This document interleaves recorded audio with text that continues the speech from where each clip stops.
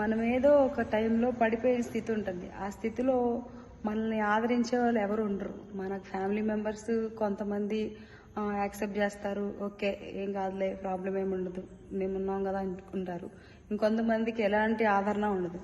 ఏ దిక్కు లేకుండా family members కాదు కదా, తోడ పుట్టిన వాళ్ళు, కడుపుని పుట్టిన వాళ్ళు, హస్బెండ్ వైఫ్, ఎలాంటి రిలేషన్షిప్ నుంచి కూడా ఎలాంటి ఆదరణ ప్రేమ కలగనప్పుడు మనకు గుర్తొచ్చే 1% ఎవరన్నా ఉన్నారంటే దేవుడేనండి. నా లైఫ్లో కూడా అలాంటి సిచ్యువేషన్లో నన్ను ఆదుకొని ఎంతగానో, నా ఆత్మీయ తల్లిదండ్రులు కూడా నాకు ఎంతగానో ధైర్యం చెప్పి, మా ఫ్యామిలీలో జరిగిన భయంకరమైన బాధ నుంచి వాళ్ళు ధైర్యం చెప్పడం, ప్రార్థన చేసుకుంటే ఆయనే సమస్త కార్యాలు సమకూర్చి జరుపుతాడు. మీ జీవితంలో వచ్చిన ప్రతి విధమైన ఇబ్బందులు, ఇరుకుల నుంచి ఆయన విడిపిస్తాడని చెప్పిన మాటలు విశ్వసించి ఆయనలో లోబడి జీవించే భాగ్యం మాకు ఇచ్చినందుకు దేవునికి కోట్లాది వందనాలండి.